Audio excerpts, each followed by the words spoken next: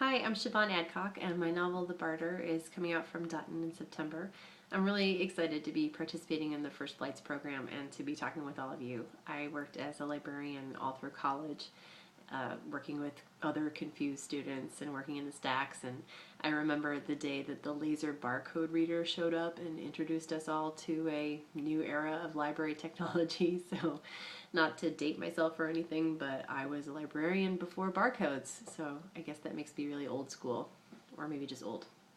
My novel, The Barter, is a ghost story and a love story, and it also combines historical fiction and modern life. A friend who read it described it as Stephen King meets Alice Munro, and another friend described it as Lean In, the ghost story, because it also takes on the question of what a woman and a mother should be and what a woman and a mother should give up, and frames those questions and those conflicts within a ghost story. The story weaves together two time periods, but it starts in the present day with Bridget, a former attorney turned stay-at-home mom, and one night while she's up nursing her baby, a ghost appears in her house, and it's one that she and her daughter can see, but one that her husband can't. And as the story progresses, the ghost gets scarier and more threatening until it kind of threatens to engulf Bridget's family and her sense of herself and her sanity.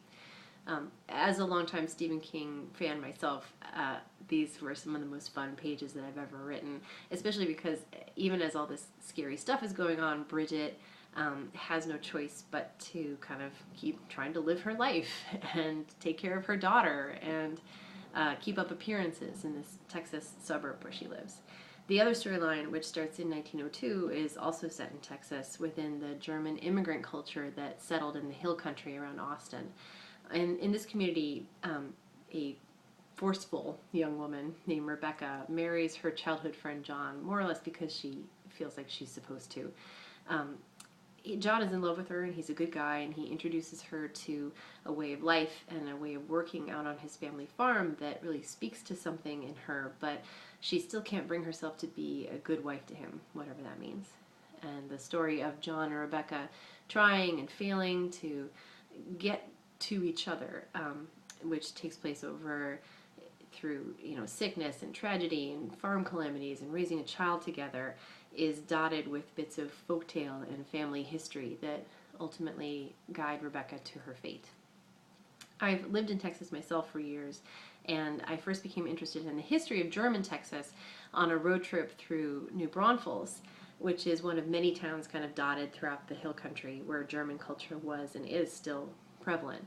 And my research into that time and place turned up a lot of really interesting nuggets that I'm really kind of obsessed with. And I think a lot of writers of historical fiction can attest to that seductiveness of research.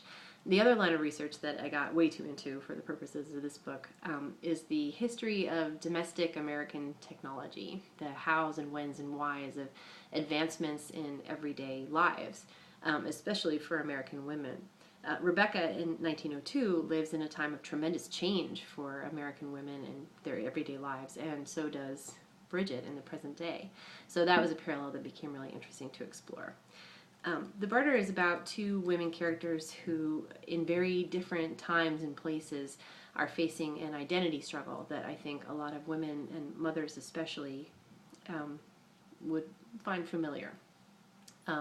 I've worked in digital publishing for many years at various women's sites, and I've had a lot of occasions to see firsthand how divisive and bitter that identity struggle can become. It's what a lot of people like to call the mommy wars. There's obviously no one path that's right for all women, staying at home or working or marrying or not marrying, but the anxiety of choice is real, and so are the regrets that a lot of women come to feel. So without, I think, jumping in on one side or the other, The Barter looks at these choices and sacrifices that women and mothers have been asked to make and dramatizes them through Rebecca and Bridget's stories. So that's what went into the book, and I'm looking forward to talking more and answering questions and getting to meet you all. Thank you so much for your time.